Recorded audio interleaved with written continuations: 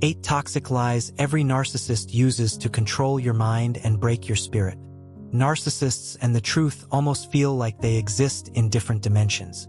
They orbit each other, close enough to create tension but never quite touching. Anyone who has ever dealt with a narcissist knows the strange rhythm. The truth bends around them, never through them.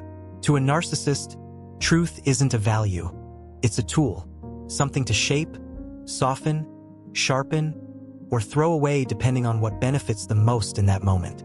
And even though the lies come in endless shapes and sizes, there are certain ones you hear again and again, no matter who the narcissist is or where the story takes place.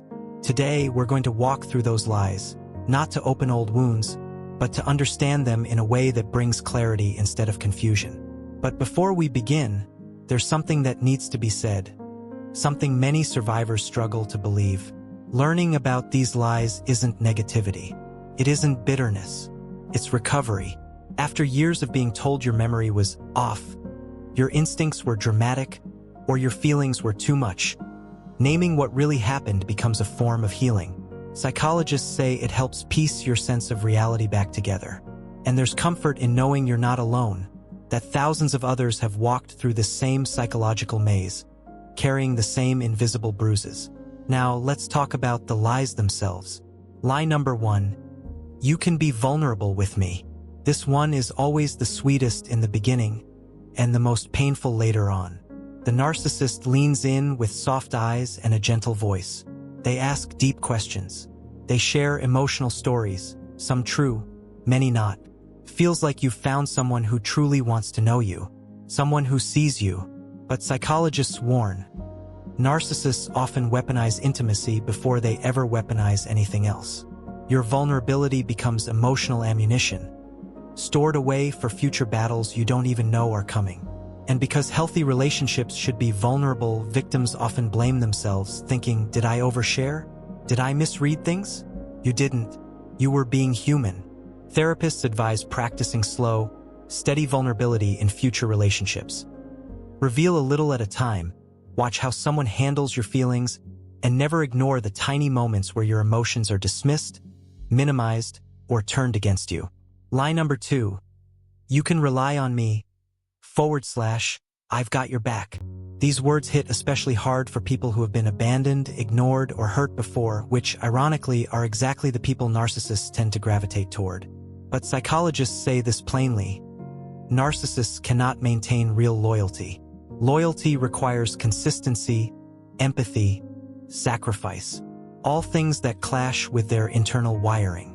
The truth is complicated but important.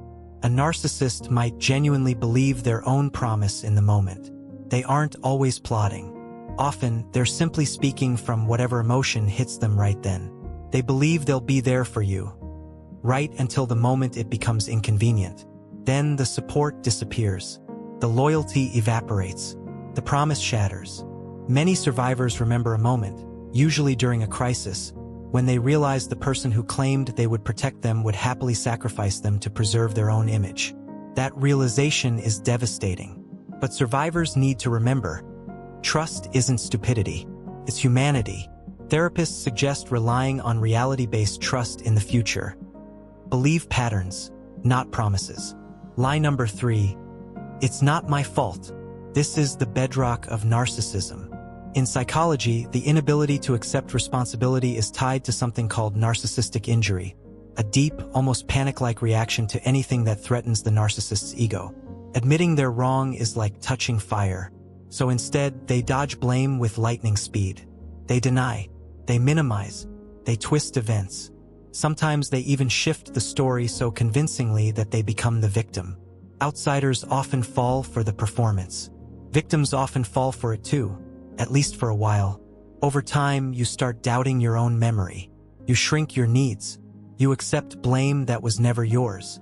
Therapists strongly recommend rebuilding self-trust by documenting events, talking with supportive friends, and learning to recognize the difference between real accountability and manipulative pseudo-apologies.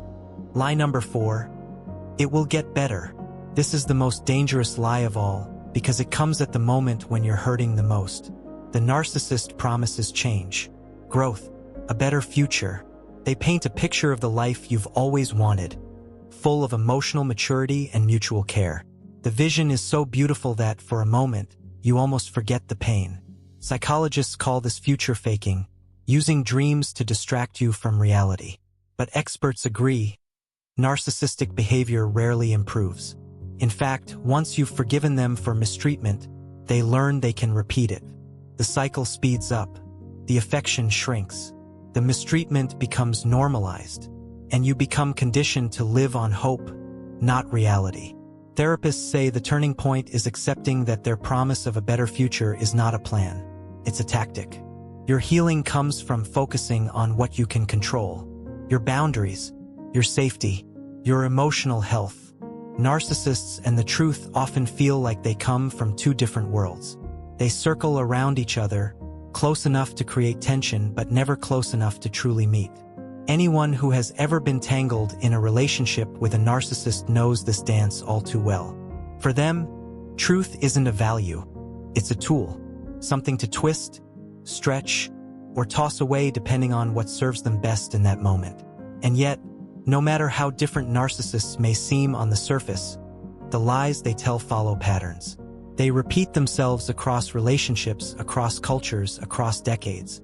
Today, we're exploring those universal lies, not to reopen wounds, but to bring light into places where confusion once lived. Before diving in, it's important to acknowledge something survivors often struggle with. Learning about these lies isn't an act of bitterness. It's an act of recovery. Psychologists stress that validation is one of the most important steps after emotional trauma, especially when you've spent months or years being told that your memories were wrong and your instincts were too sensitive. Naming what happened isn't dwelling on the past. It's reclaiming reality. And when you realize how many others have lived this same story, you understand that what you experienced wasn't random or exaggerated or your fault. It was a pattern, and patterns can be understood and escaped. Let's start with one of the most persuasive lies a narcissist ever tells. You can be vulnerable with me. On the surface, it sounds safe, like an invitation to emotional intimacy we all crave. The narcissist leans in, asks thoughtful questions, shares deep personal stories, some true, many embellished, others completely fabricated, and creates a kind of emotional sanctuary that feels almost sacred. But psychologists warn that narcissists often weaponize intimacy long before they abuse it. They want your vulnerability, but not for connection. They want it for leverage. Everything you share becomes emotional currency they can use later, sometimes to shame you, sometimes to steer your decisions, sometimes to control you through fear or guilt. And because healthy relationships do encourage vulnerability, survivors often blame themselves for missing the red flags. Therapists suggest a safeguard for the future. Practice slow vulnerability. Reveal yourself gradually, observe consistently, and notice the moments when your feelings are dismissed, mocked, or distorted. Then there's the second lie, one that often hooks people who have been hurt before. You can rely on me.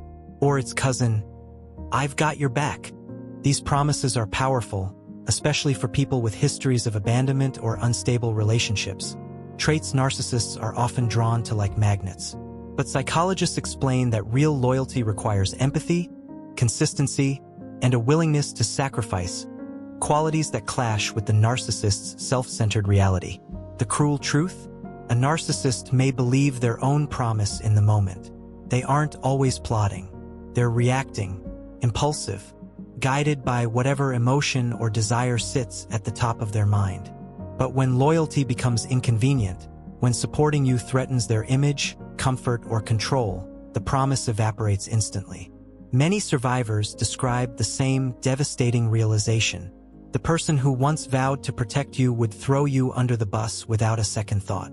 It's common to feel foolish for believing them, but therapists remind survivors that trust is a human instinct, and that rebuilding trust begins with what psychologists call reality-based trust. Trusting actions, not promises. Patterns, not apologies. And then comes the lie that sits at the very heart of narcissism. It's not my fault. This one is almost universal. Psychologists trace it back to narcissistic injury, the intense, disproportionate distress a narcissist experiences when their ego feels threatened. Taking responsibility would crack the flawless self-image they cling to. So instead, they deflect. They deny. They twist events until you become the problem. They minimize wrongdoing or admit to something small and symbolic to distract from the real issue. This tactic works frighteningly well. Outsiders often believe them because the narcissist's explanation sounds polished, logical, even humble. Meanwhile, the victim begins to doubt their own perception of reality. Over time, many survivors internalize the blame and shrink their needs to avoid conflict. Psychologists encourage survivors to counter this through external validation. Writing things down, discussing events with trusted people, and learning the difference between genuine accountability and practiced, manipulative remorse. And finally, we reach the lie that is perhaps the most heartbreaking. It will get better. Anyone who has lived through the narcissistic cycle knows exactly why this lie feels so intoxicating. It usually comes during the lowest point, after a blow-up, after a threat to leave, after the victim finally breaks down. In that desperate moment, the narcissist paints a beautiful picture of the future. A future full of change, tenderness, emotional growth, shared dreams. Psychologists call this future faking, a fantasy designed to soothe you just long enough for the cycle to continue. But as experts warn again and again, narcissistic behavior almost never improves. In fact, once they realize you're willing to forgive mistreatment, their behavior often worsens. The cycle speeds up. The devaluation hits harder. The affection becomes rarer. And the victim becomes conditioned to survive on nothing but emotional crumbs. Healing requires facing a difficult truth. The promise of improvement isn't a path forward. It's a tool of control.